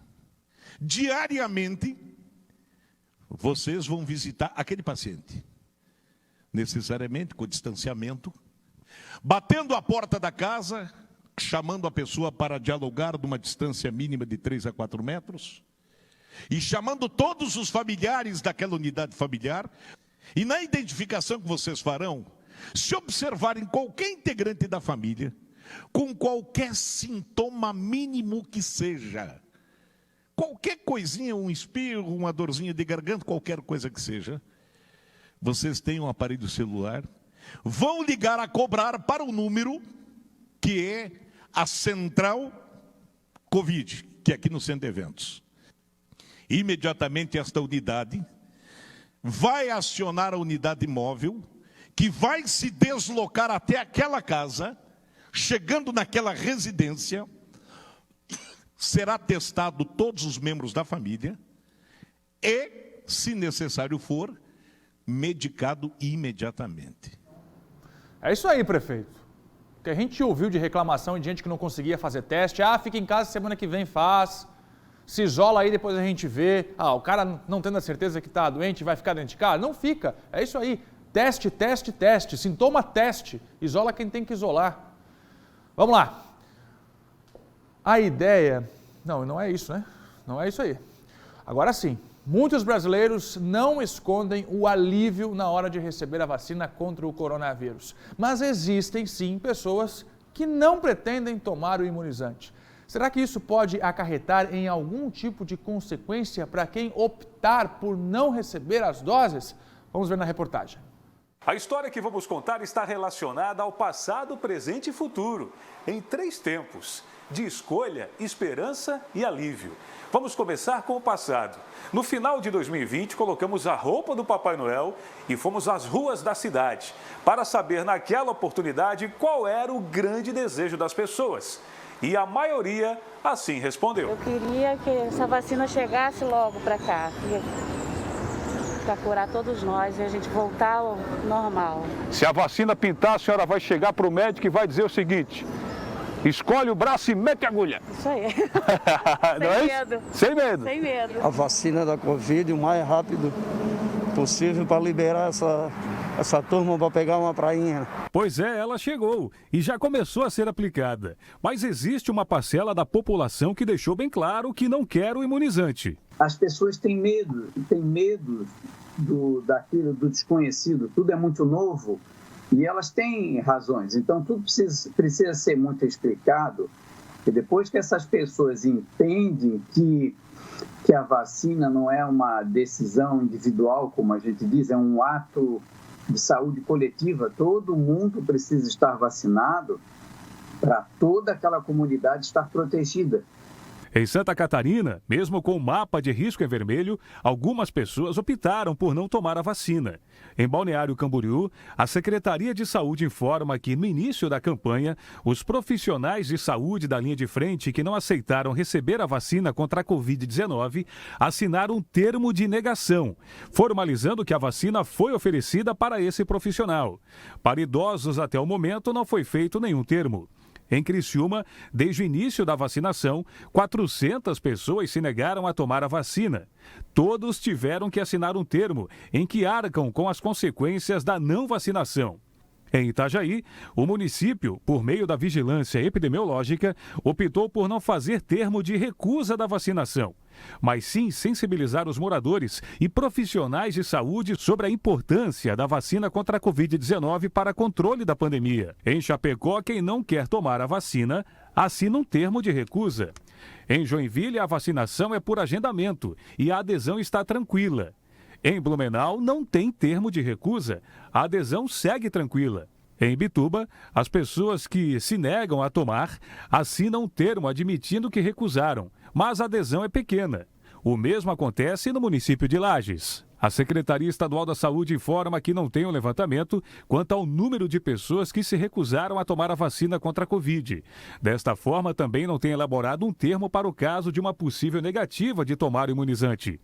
Em Florianópolis, Zambelli, que é hipnoterapeuta, diz que não pretende tomar. Embora respeite também o direito das pessoas que querem ter esse direito de se vacinar, que elas possam ter, né, a vacina à disposição delas, mas por ter uma visão metafísica de mundo, me sentir autora da minha saúde, não vítima, eu vejo um pouquinho além o que está por trás de tudo isso. E quem optar por não tomar a vacina fica caracterizado como um delito? Caio é advogado e especialista em direito público. Para ele, o ato de não querer receber o imunizante não se encaixa em algum tipo de crime. Porém, faz observações importantes. Ninguém pode ser compelido compulsoriamente a ser fisicamente vacinado. O governo federal utiliza de outros meios para tornar isso obrigatório. Então, não incorre especificamente em sanção penal ou em multas caso a pessoa se recuse a ser vacinada. Mas pode ocorrer uma situação muito semelhante com o que ocorre das vacinas da febre amarela, que a pessoa pode ter a vacina exigida para acessar determinados locais, determinados eventos ou outros países, por exemplo. Gustavo também é advogado e presidente da Comissão de Direito do Trabalho da OAB. Ele afirma que um empregador, seja de uma empresa pública ou privada, pode sim exigir a vacinação para a Covid-19 do seu funcionário.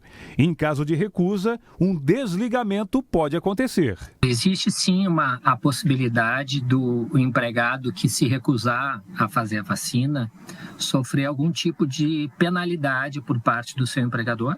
O que o empregador pode fazer é exigir sim, através de avisos, através de recomendações, que o empregado seja vacinado. Se não for vacinado, não vai poder trabalhar, não vai poder frequentar o ambiente de trabalho. E isso tem uma razão, uma justificativa muito, muito simples, que é a proteção do meio ambiente do trabalho. O empregado que opta, de acordo com as suas convicções pessoais, religiosas, culturais, enfim, o que for, por não se vacinar, isso é um direito dele. Mas o exercício desse direito não pode colocar em risco o meio ambiente do trabalho, do seu empregador e seus colegas de trabalho.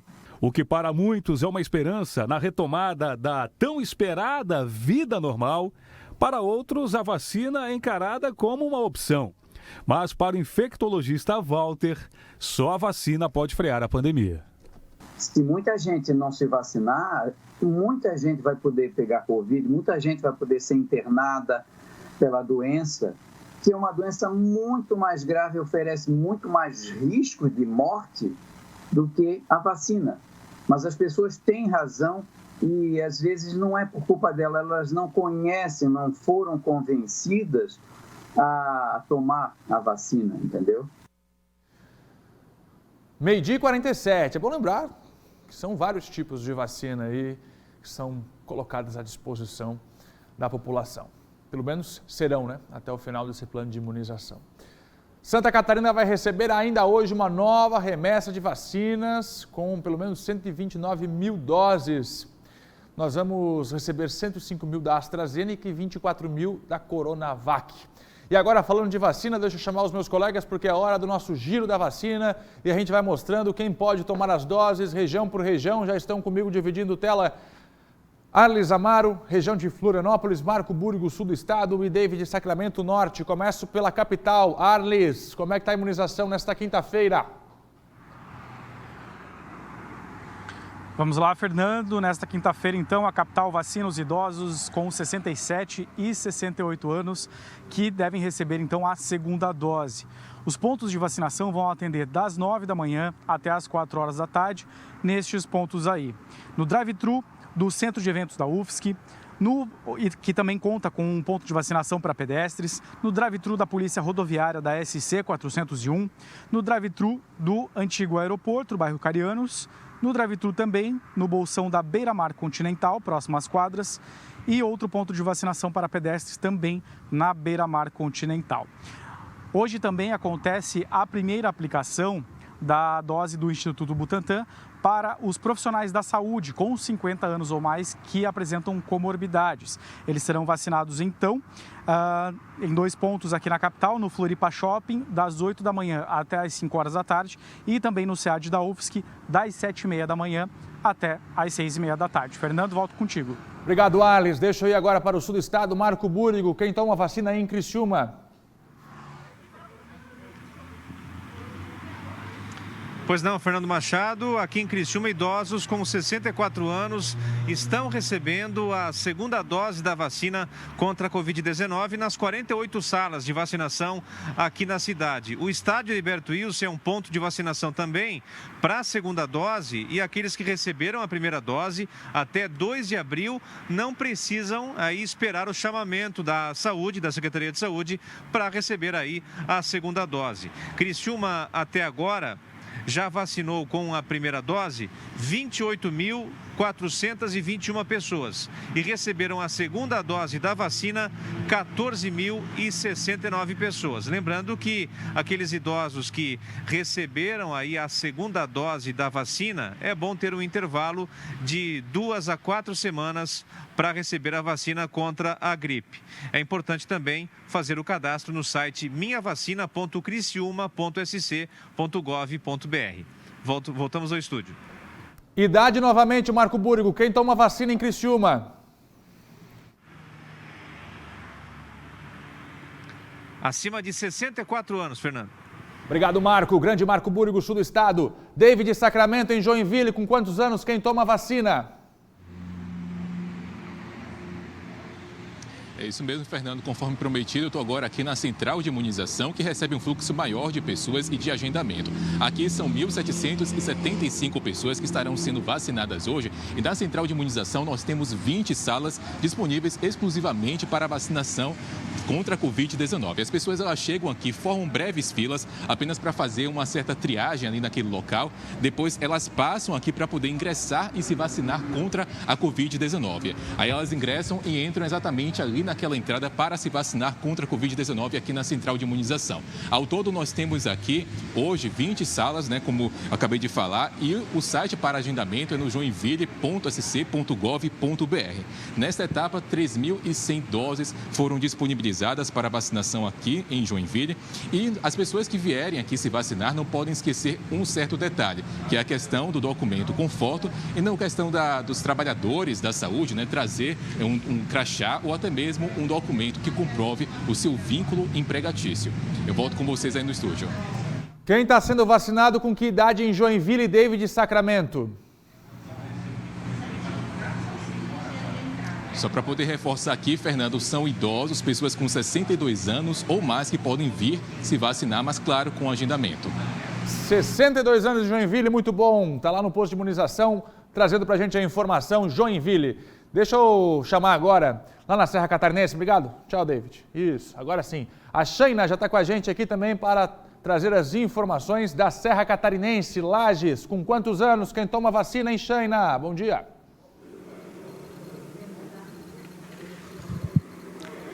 Bom dia, Fernando. Bom dia a todos. Aqui em Lages, hoje estão sendo vacinadas as pessoas com 63 anos ou mais. Isso para a primeira dose. Já a segunda dose está sendo aplicada somente para as pessoas que fizeram a Coronavac, ou seja, que completaram 21 dias da primeira dose. Isso para os idosos e os profissionais da saúde. Os profissionais da saúde não estão fazendo a primeira dose por falta de vacinas.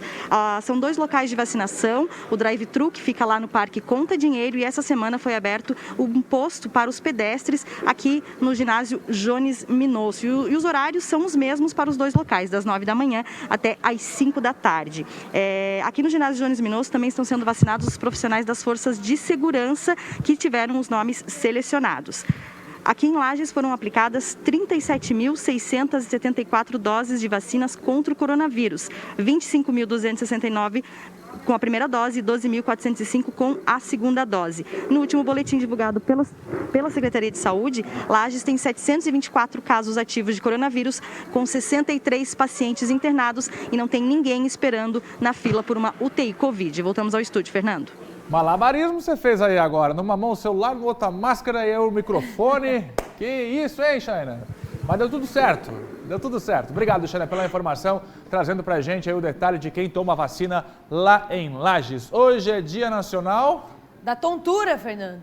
Tá tonto aí?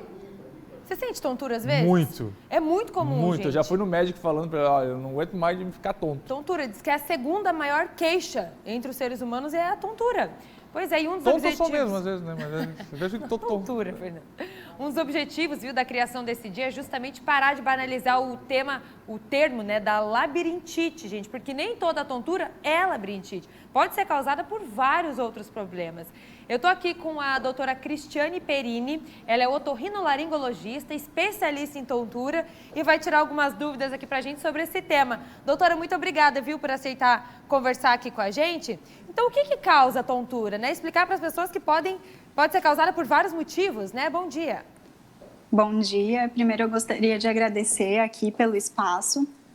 Meu nome é Cristiane, sou médica otorrinolaringologista e fiz uma especialização depois em otoneurologia, que é a área dentro da otorrino que se destina a estudar mais o labirinto, né? Então, as tonturas, as perdas auditivas e o zumbido. E o dia de hoje foi um dia criado pela Sociedade Brasileira de Otorrinolaringologia. Então, estão tendo eventos de forma virtual, né, nesse momento, em todo o Brasil, para poder conscientizar a população sobre esse sintoma que é tão frequente, como vocês falaram, que é a tontura. Então, este termo, a labirintite, a gente sempre comenta que não é um termo correto. E é muito comum a gente ouvir como sendo um sinônimo, né, de tontura. Eu estou com a labirintite atacada. E a labirintite não está nem entre os 10 diagnósticos mais frequentes de tontura. Ela é muito rara, ela só acontece quando a gente tem uma infecção de ouvido ou uma meningite que acaba infeccionando essa parte que fica lá dentro do nosso ouvido, né, que é o labirinto. E aí, quando infeccionado, a gente chama isso de labirintite. E é uma tontura muito forte, é incapacitante. A gente, às vezes, tem que internar o paciente nessa situação. É uma situação que, às vezes, vem também cursando com perdas auditivas. Então, é bem rara e não é o termo correto. O correto é falar mesmo tontura. Tá certo, doutora. Então, além da labirintite, né, ou o que é que pode causar a tontura, né, quando é um pouco mais tranquila, né, se dá para dizer assim, já que a labirintite ela é muito mais forte, muito mais intensa, como você mesmo disse? A causa mais comum de tontura é a vertigem posicional paroxística benigna, ou a tontura dos cristais. É uma causa muito comum, muito frequente, né, em nosso consultório.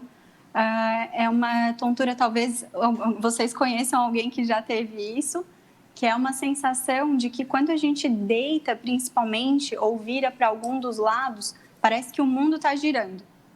E vem acompanhada de náusea, vômito, é uma tontura de curta duração, às vezes dura apenas alguns segundos.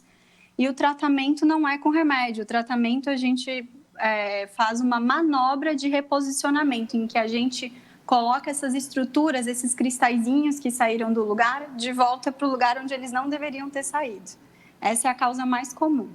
Uma outra causa também muito comum em crianças é a cinetose, que é um conflito de informação entre o que o olho vê e o labirinto percebe. Então, talvez aquelas pessoas que tenham tontura quando vão andar de carro, quando vão andar de ônibus, ou então num barco, sentem-se muito enjoados, né? O mal do movimento é uma causa também muito frequente.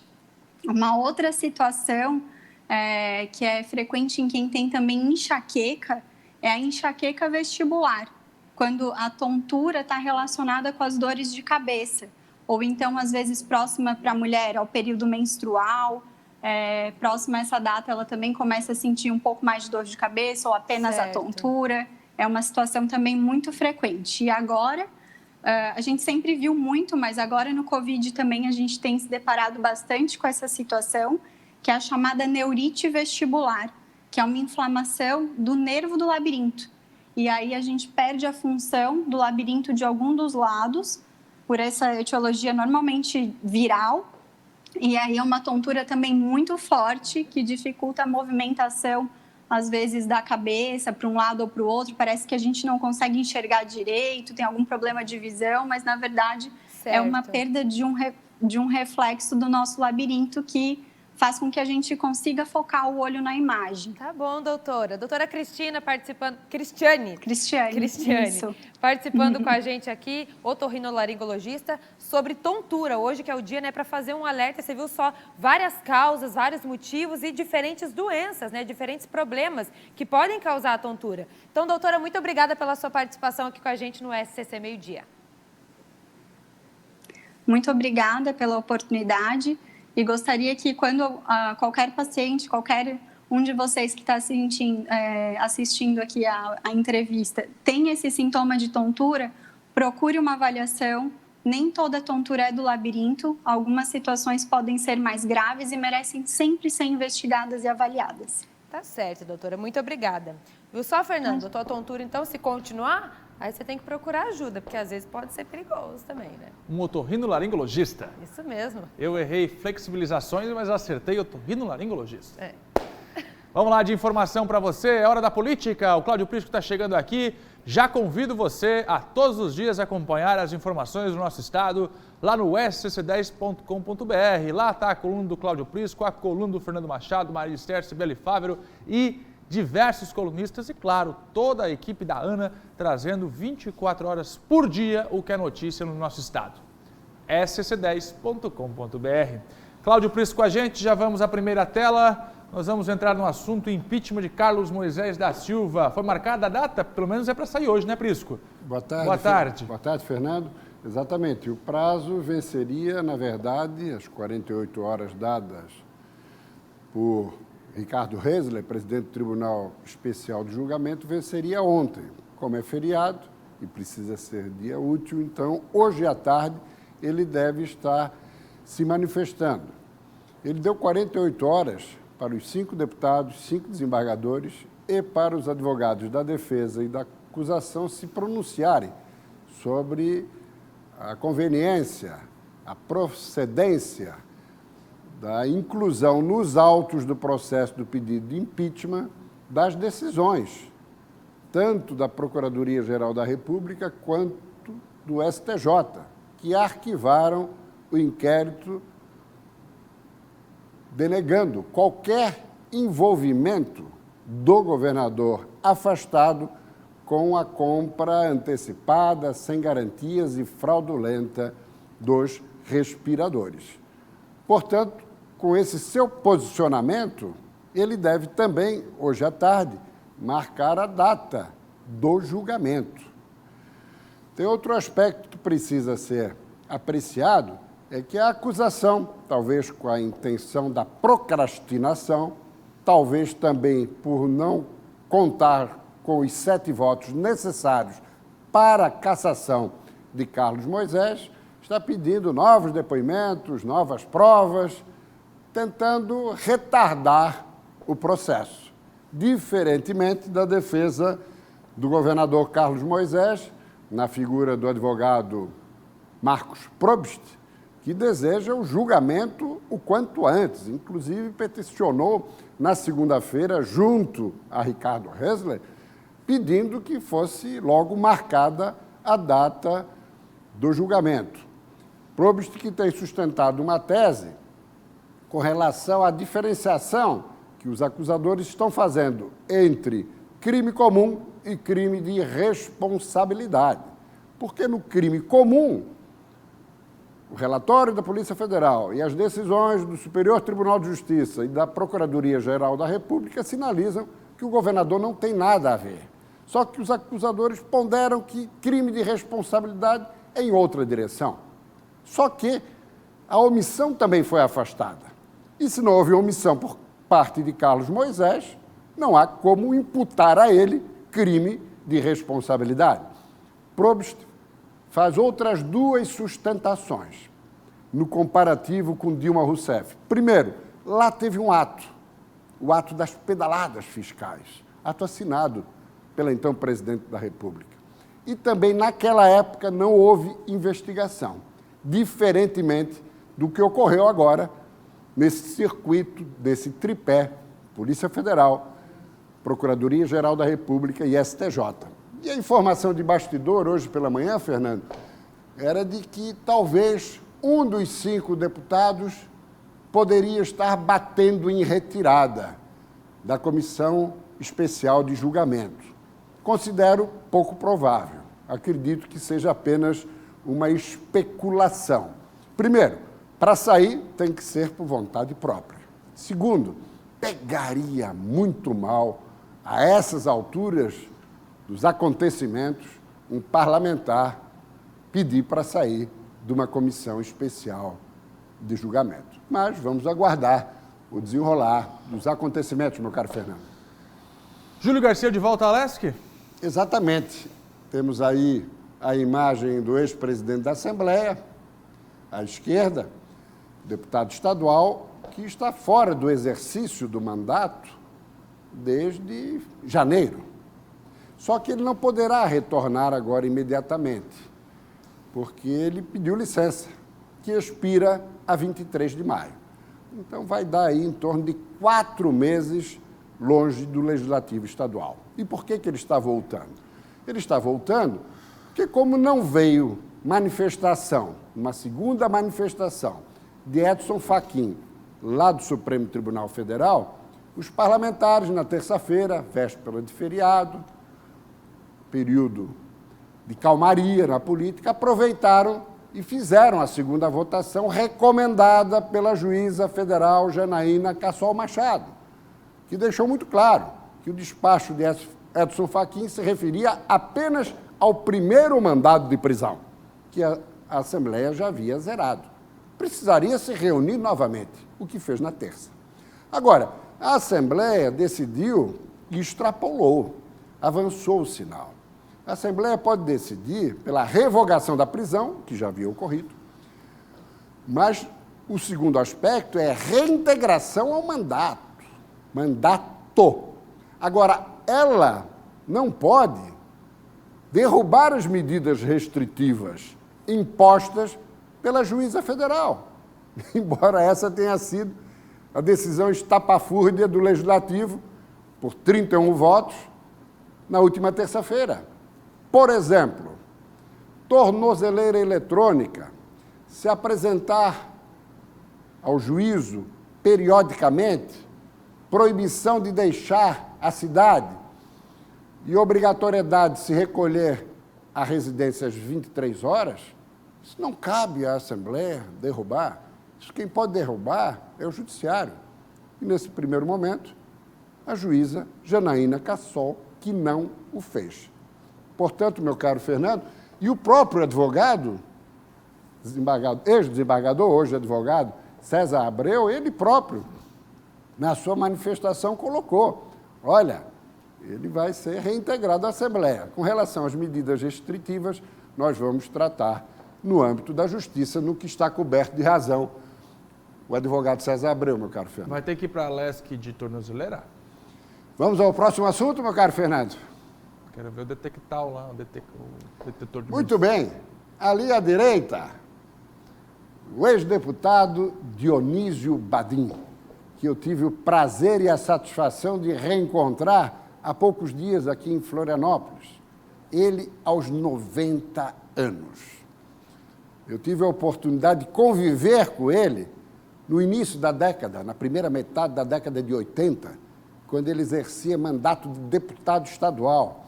E eu, muito jovem, ainda na carreira profissional como jornalista. E sempre me dispensou uma atenção fantástica. Foi um deputado atuante, um homem público sério, que veio lá de São Miguel do Oeste. Fernando, eu presto essa homenagem a Dionísio Badim, porque, infelizmente, ali está acompanhado de sua esposa. Infelizmente, nós não temos hoje mais na Assembleia parlamentares com esse quilate moral e de atuação. Essa que é a grande verdade. Na medida que os anos passam, a mediocridade vem tomando conta da representação parlamentar. E não é privilégio apenas de Santa Catarina, e não é privilégio apenas dos estados. É também uma realidade no Congresso Nacional, Câmara e Senado. Homenagem feita. Obrigado, Prisco. Abraço, até amanhã. Lembrando sempre a audiência do Prisco, que tem mais informações da política lá no scc10.com.br, na coluna do Cláudio Prisco. Ele volta meia-noite no SCC News com a Bruna Ratti. Eu vou fazer um intervalo. Opa! Muito possivelmente à noite com o despacho já a data do impeachment, né? De Ricardo Reis. A data do julgamento final do processo de impeachment contra Carlos Moisés. Então aguarde o Prisco à noite.